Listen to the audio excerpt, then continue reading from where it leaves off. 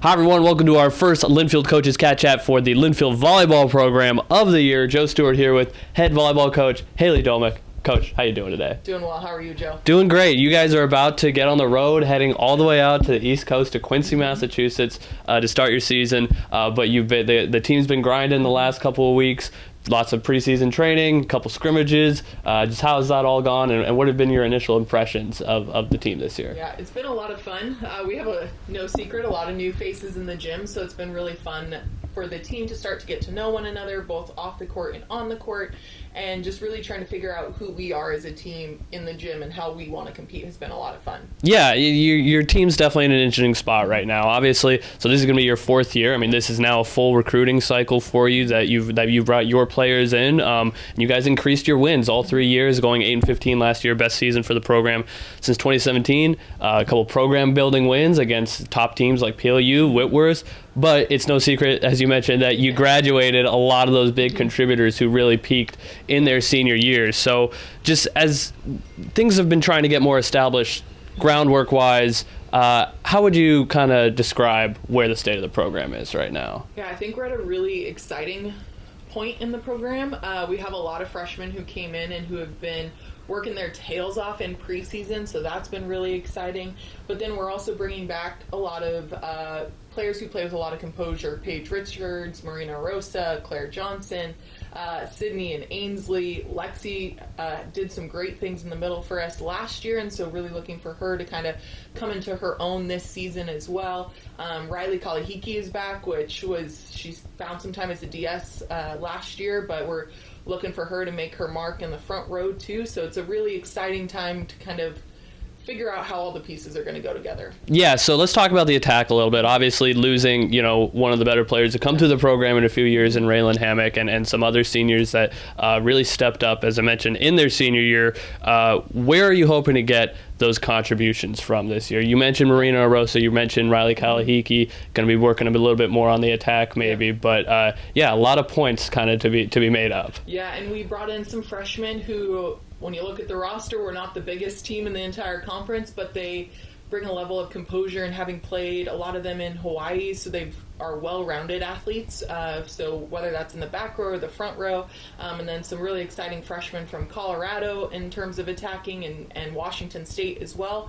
So it'll be really interesting to see how our setters, kind of figure out how to run the team on the court, and then also how those hitters really rise to the challenge of competing in the Northwest Conference, competing in preseason.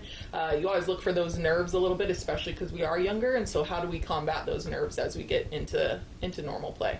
Defensively, last year, Paige Richards at libero really stepped up when Maya Nakasone was dealing with injuries. Paige was kind of thrown into the fire, really, and she performed well. You mentioned her composure. What are you looking for just as kind of an anchor defensively at that starting libero spot this year? Paige, it's been really cool this preseason to watch her really step into her own leadership-wise, and she is someone who just brings a super positive energy to the court and is always communicating with her teammates on the court, and so really excited for her and what this junior year is going to bring for her. And you mentioned Lexi Correa in the middle, so that's somebody you're hoping to see a leap out of this year. Yeah, and it was cool last year in preseason. Lexi did some really great things against Whittier, and then again in the PLU match, which you mentioned was a huge win for our program last year, and so really watching and looking for her to continue to build on those moments of success and make that a season of success. And that was, a big strength to the team last year, was the play in the middle. Was some of that personnel, and that's, just where some of those players excelled, or do you think that's something that could be kind of something where this team hangs their hat on going forward? Great question. It is something, I was the middle, so there's that piece that I like to establish our middle early, and then we go to our pins.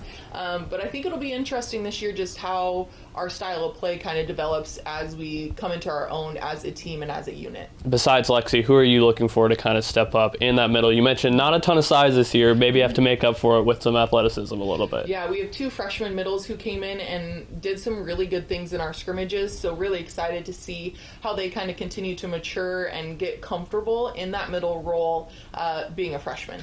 So with so many young players, is this a team, how do you establish an identity with this team? Obviously, that's when you've got a host of returners, that's already set pretty much coming in. When you've got a young player, a lot of the young players like this, do you already see an identity emerging in some ways, or is that going to take a few matches? I think it will take a little bit of time, but we also have really strong leadership on the team. Sydney Downing, Marina Rosa, and Paige Richards are our captains, and they've done a great job in the off-season really getting our team to kind of all buy in. And then you add Claire at the setting role, and then a large group of sophomores as well. And so it's kind of cool to see our identity develop, and then also those leaders really take on the role of what it means to be a Linfield Wildcat. So again, the season started this weekend, heading cross-country to Massachusetts, as we mentioned, for the Eastern Nazarene Invitational. On Friday, you'll be playing William Smith College, and then on Saturday, Western New England and Eastern Nazarene in a doubleheader. All three teams are complete strangers. You never played them before, and they're coming off pretty solid seasons last year. So with a young group like you've got, what are going to be some of the things that you're going to be looking for, or maybe something that you're hoping they learn about themselves, and just the ways that they'll be tested this weekend? Yeah, I think number one is team bonding and us all getting on the same page moving into conference play. When we played New England College last year, there was a different style of volleyball, and so I think for us it's kind of identifying what our style of volleyball is going to be and how we're going to play that game and continue to maintain our level of play on our side of the net. And so I think playing teams that are outside of our comfort zone, outside of our region, will be huge in that. Once again, Wildcats starting the season this weekend in Quincy, Massachusetts, against William Smith College on Friday, Western New England and Eastern Nazarene on Saturday. Linfield will be back in town the following weekend to open the season at home on the 9th in Day 3 of the Oregon Trail Classic with a doubleheader against McMurray College and West Coast Baptist. Coach, thanks for the time, and good luck this weekend. Thanks so much, Joe.